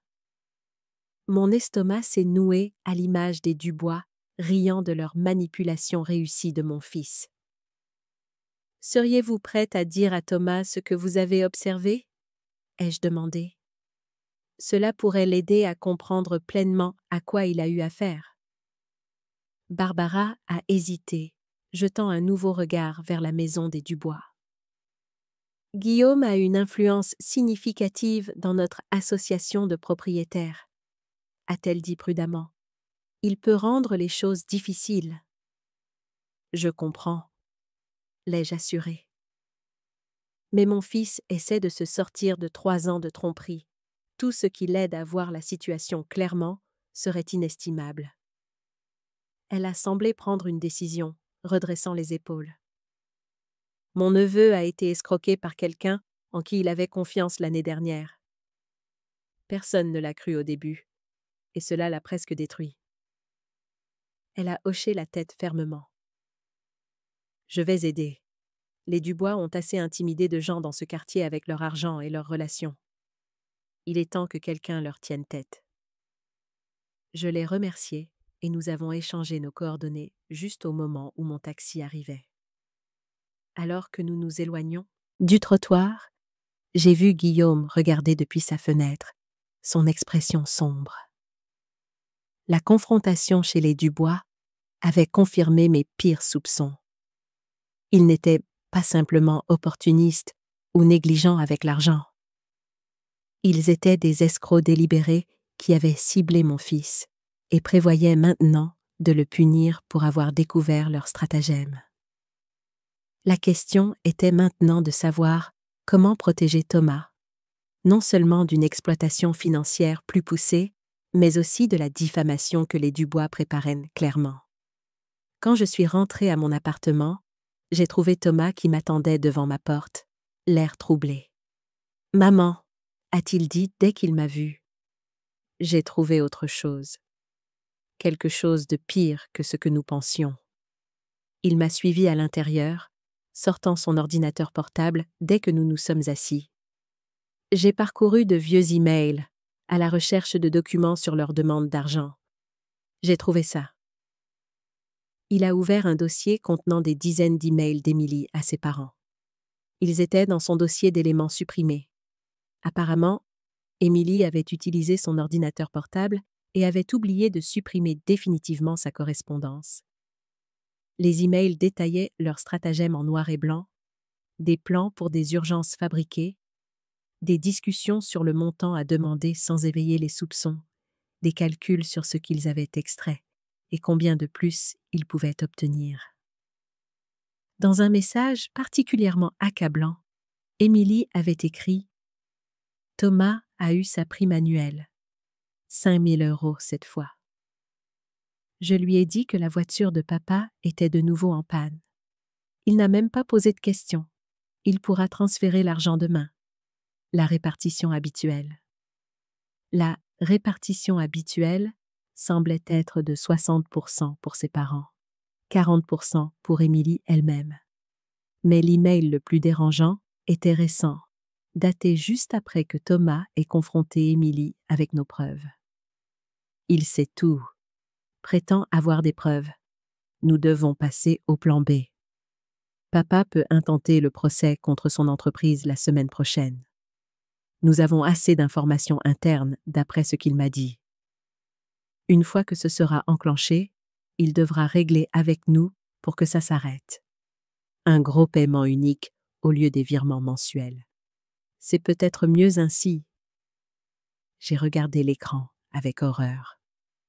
Il prévoit de poursuivre l'entreprise de Thomas en utilisant des informations qu'il a partagées avec Émilie en toute confiance? Thomas a hoché la tête sombrement. Émilie recueille des informations depuis des mois. Des vulnérabilités de sécurité potentielles, des politiques internes, des listes de clients.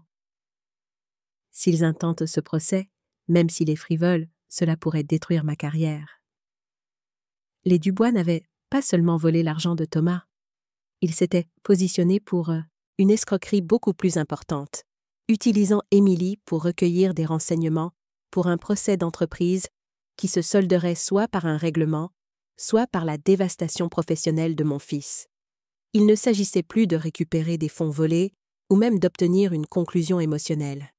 Il s'agissait de protéger l'avenir de Thomas contre des gens qui ne reculeraient devant rien pour l'exploiter. Nous devons agir vite, ai-je dit, un plan se formant déjà dans mon esprit. Ils ont montré qu'ils étaient prêts à l'escalade. Nous devons avoir une longueur d'avance. Alors que la lumière du soir s'estompait derrière ma fenêtre, Thomas et moi avons formulé notre stratégie. Nous ne serions plus des victimes. Nous ne permettrions pas à ces prédateurs une autre victoire. Les Dubois nous avaient sous-estimés pour la dernière fois. Lundi matin s'est levé avec une clarté cristalline qui correspondait à ma résolution. Après avoir découvert le plan des Dubois de poursuivre l'entreprise de Thomas en utilisant des informations confidentielles, nous avions passé la nuit de dimanche à élaborer notre contre-stratégie. Thomas avait contacté le service juridique de son entreprise à la première heure ce matin-là, les alertant de la menace potentielle et s'assurant de leur soutien. Maintenant, j'étais assise dans ma petite cuisine, attendant l'appel qui me dirait si la première phase de notre plan avait réussi. L'horloge au mur avançait régulièrement, chaque tic-tac me rappelant que nous étions dans une course contre les machinations de Guillaume Dubois. Mon téléphone a sonné à 10h15 précise. C'était Sophie Lambert. J'ai parlé à mon contact à la Banque régionale du Centre, a-t-elle dit sans préambule. Ils ont signalé les comptes des Dubois pour activités suspectes sur la base de la documentation que nous avons fournie. Le prêt sur valeur domiciliaire qu'ils ont demandé la semaine dernière est en attente d'examen. Le soulagement m'a envahi. Les Dubois comptaient sur ce prêt jusqu'à 70% de la valeur de leur maison pour financer leur procès contre l'entreprise de Thomas et peut-être pour quitter la ville par la suite. Sans cela, ils seraient en difficulté. « Merci, Sophie », ai-je dit avec ferveur. « Votre contact a-t-il mentionné comment Guillaume a réagi ?» Le rire de Sophie était sinistre. Apparemment, il a fait irruption à la banque ce matin, exigeant de savoir pourquoi le prêt était retardé. Quand le directeur a expliqué qu'il menait un examen standard, il est devenu agressif. La sécurité a dû l'escorter dehors. Je pouvais imaginer le visage de Guillaume, rouge de frustration. Pour la première fois peut-être depuis des années, ses plans étaient perturbés par des forces hors de son contrôle. La banque ne peut pas retenir indéfiniment sans accusation formelle, a averti Sophie. Mais cela vous donne le temps de mettre en œuvre le reste de votre stratégie. Après avoir terminé l'appel avec Sophie, j'ai pris des nouvelles de David Fournier, qui avait accepté de nous aider à recueillir des déclarations d'autres victimes de la manipulation des Dubois.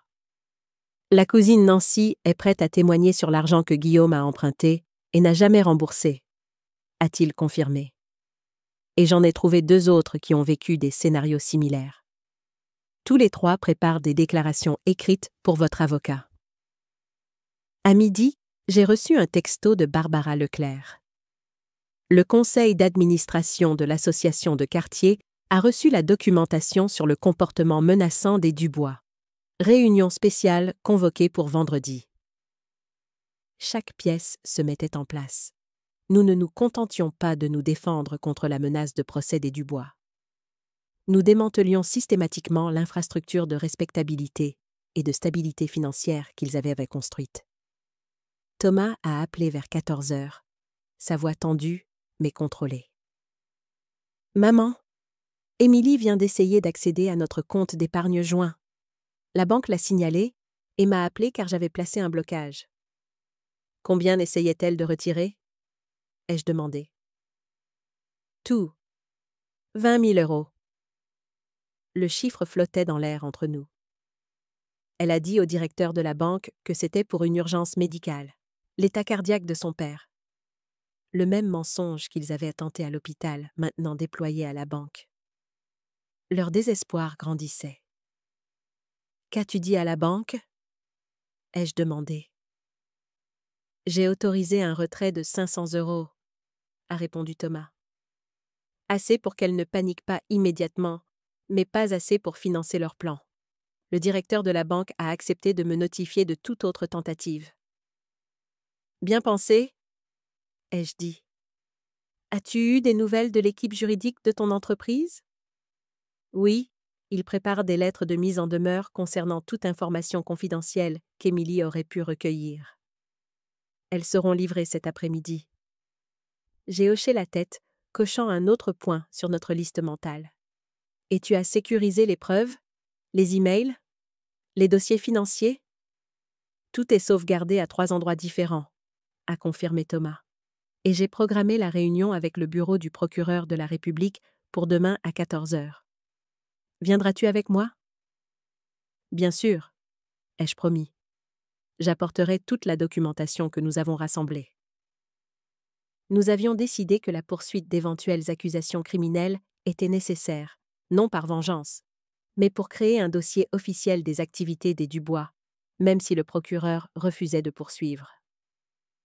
Avoir la trace écrite renforcerait notre position dans toute procédure civile.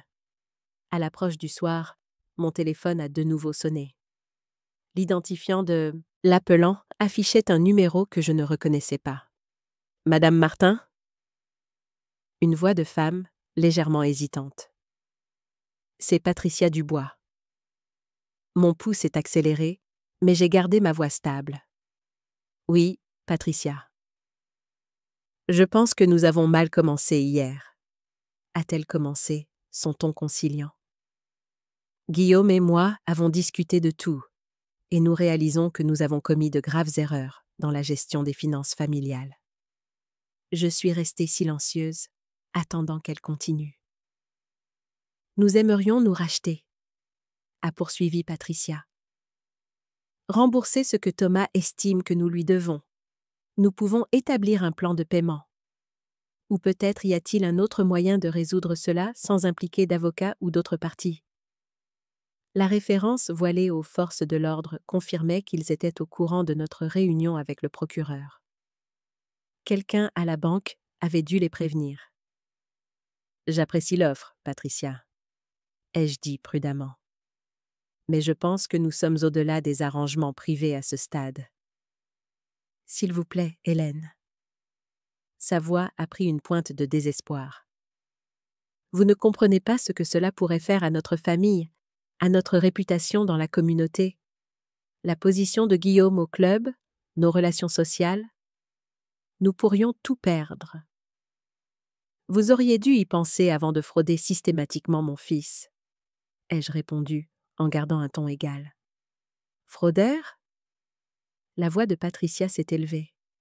C'est un mot dur pour une famille qui s'entraide dans les moments difficiles.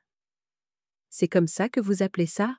Créer des urgences fictives pour extorquer de l'argent à Thomas tout en reversant un pourcentage à Émilie ? Planifier un procès contre son entreprise en utilisant des informations confidentielles qu'il lui a confiées ? La brusque inspiration de Patricia m'a dit que nous les avions pris par surprise. Ils n'avaient pas réalisé que nous avions découvert leur plan de procès. « Je ne sais pas ce qu'Émilie vous a dit, » a-t-elle tenté. Mais Guillaume envisageait simplement une action commerciale légitime.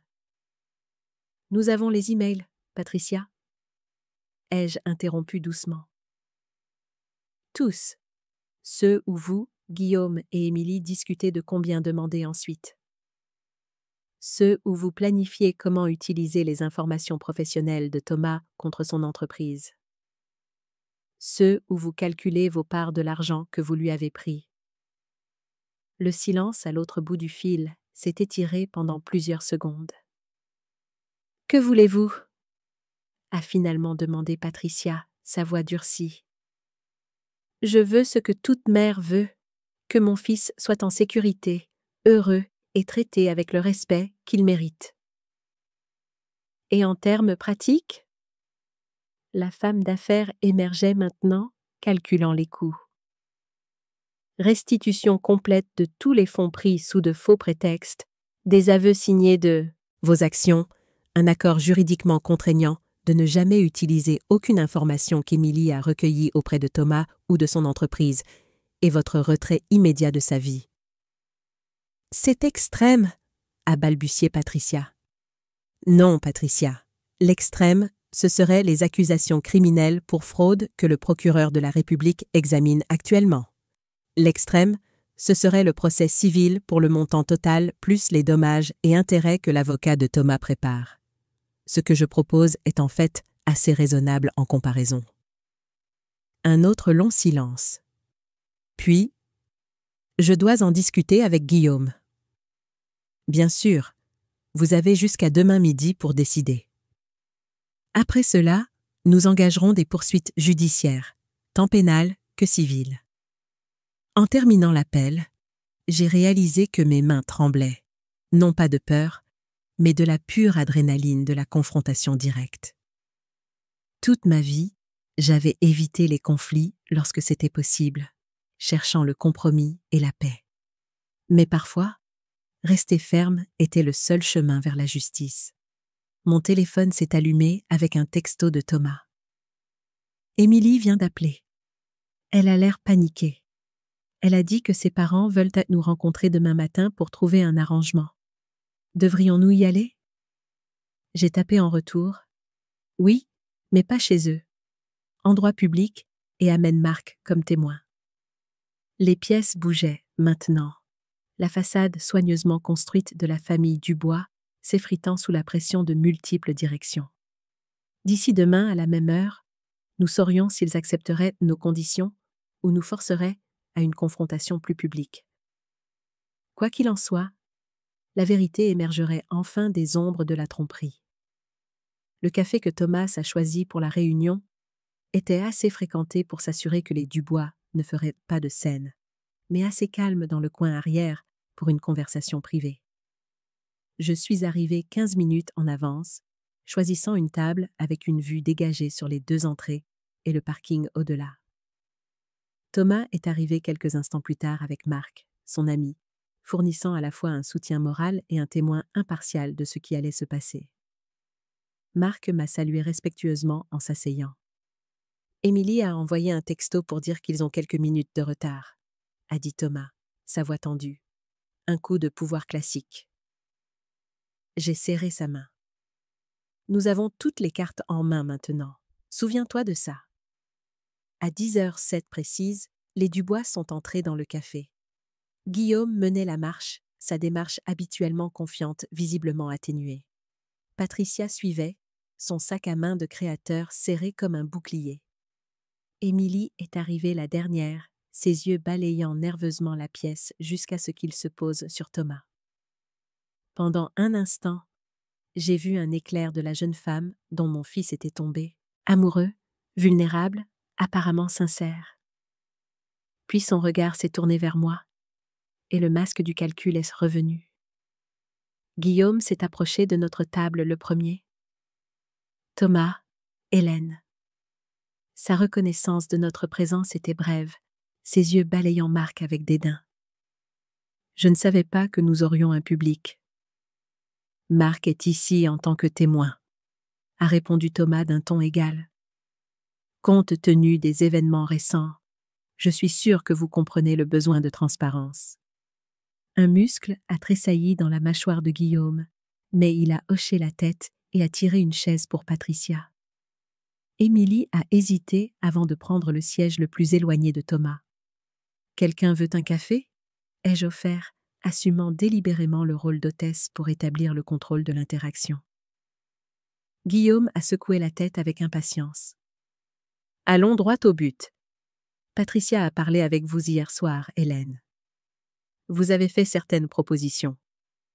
Nous sommes ici pour discuter de conditions, pas de propositions, Guillaume. Des exigences. Ai-je corrigé doucement. Et elles ne sont pas négociables. Le visage de Guillaume s'est légèrement empourpré.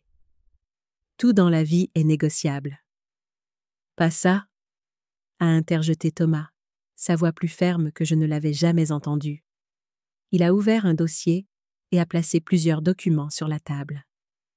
Ce sont les conditions pour éviter des poursuites pénales et un procès civil.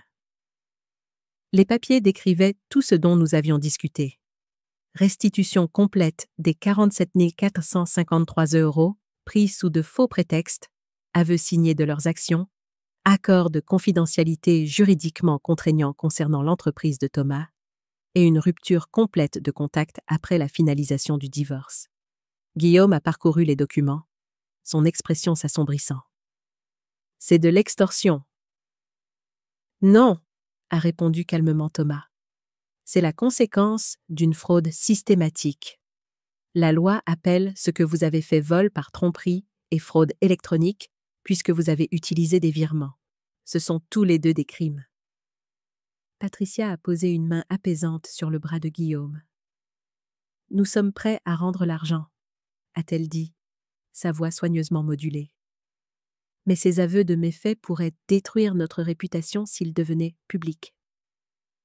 Vous auriez dû y penser avant de commencer à profiter de mon fils, » ai-je dit. Émilie a finalement parlé, sa voix tremblant légèrement. « Thomas, s'il te plaît, tout cela a dégénéré.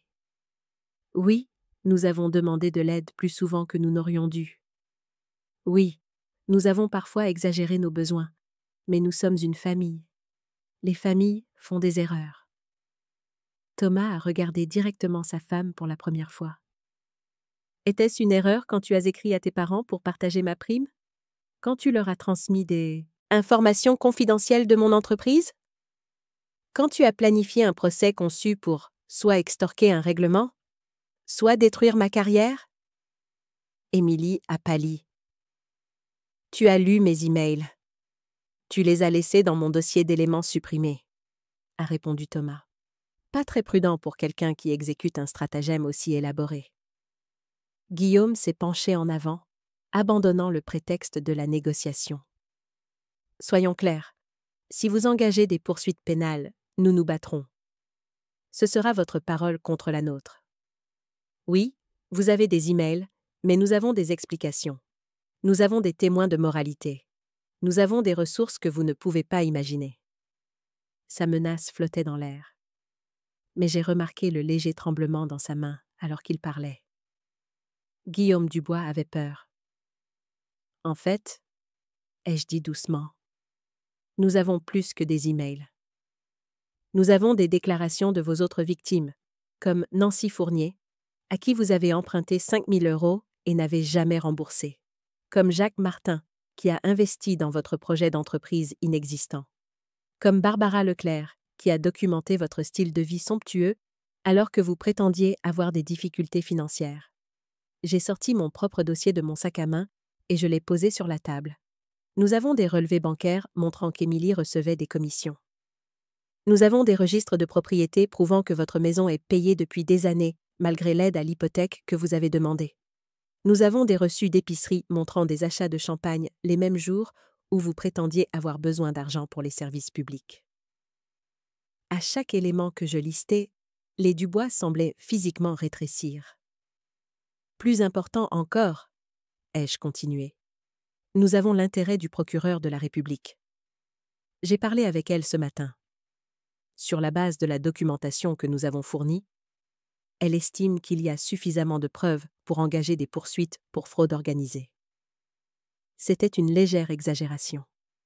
Nous avions un rendez-vous avec l'assistante du procureur, pas un engagement de poursuivre. Mais l'effet sur les Dubois a été immédiat et satisfaisant. Le sang-froid de Patricia s'est fissuré le premier. « Guillaume, nous devons considérer leurs conditions. Le visage de Guillaume était passé de rouge à cendré. Nous n'avons pas ce genre d'argent disponible immédiatement. Le prêt sur valeur domiciliaire a été refusé. Ai-je terminé pour lui? Oui, nous le savons. Mais vous avez des actifs que vous pouvez liquider. L'adhésion au Country Club. La collection de bijoux de Patricia? Les vacances en Europe que vous avez réservées pour le mois prochain? Émilie a regardé ses parents avec choc. Vous prévoyez toujours le voyage en Italie? Vous m'avez dit que nous étions fauchés. Le moment de réalisation qu'elle aussi avait été manipulée par ses parents a traversé le visage d'Émilie. Pendant une fraction de seconde, j'ai presque eu pitié d'elle. Presque. Les épaules de Guillaume se sont affaissées de défaite. Très bien. Nous signerons vos papiers. Nous rembourserons l'argent. Gardez juste ça secret. Thomas a hoché la tête une fois, de manière décisive. Vous avez 3 jours pour transférer le montant total. Les documents signés doivent être notariés et livrés à mon avocat avant 17 h demain. Après cela, toute communication passe par les voies légales jusqu'à ce que le divorce soit finalisé. « Et si nous nous conformons ?» a demandé Patricia, sa voix faible. « Les poursuites pénales ne seront pas engagées », a confirmé Thomas. « Mais la documentation reste avec notre avocat. Si vous tentez de me contacter ou de contacter ma mère à nouveau, ou si vous utilisez des informations sur mon entreprise, tout va directement au procureur de la République. » Les Dubois ont échangé des regards, une communicatie.